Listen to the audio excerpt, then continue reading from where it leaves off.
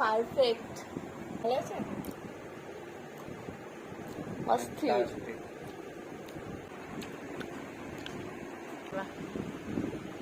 কি জানতে ইচ্ছে করছে না কি খেয়ে আমরা তো প্রশংসা করছি? এটা হলো তিলের খাজা, যেটা খেতে ভারী মজা। আর এটা বাড়িতে বানানো যে এতটা ইজি আমি না বানানোর আগে অবধি জানতামই না।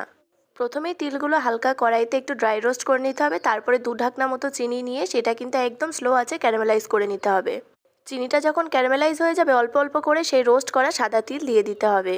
যখন একদম মাখো মাখো হয়ে আসবে তখন তার মধ্যে আমি একটু নারকেল দিয়েছিলাম, এটা কিন্তু না দিলেও চলে, এটা একদমই অপশনাল, এটা আমার মাথা থেকে বের করেছি। এবার ভালো করে নেড়ে নিতে হবে। যখন আঠালো মতো হয়ে যাবে একটা প্লাস্টিকের ওপরে সামান্য একটু ঘি বা সাদা তেল ব্রাশ করে নিতে হবে, নিয়ে সেই মিশ্রণটা এর উপরে দিয়ে দিতে হবে।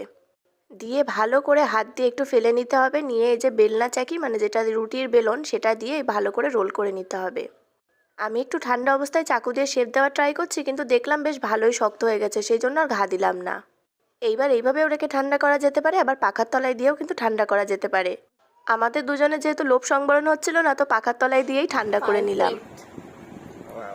দারুণ, প্রথমবার ট্রাই করলাম। এগুলো কিন্তু নারকেল বেঁকে যাচ্ছে, এখনো শক্ত হয়নি সেইভাবে। সুন্দর, এখনো হয়নি সেইভাবে। খাবার তলায় তো আমরা মরে যাচ্ছি।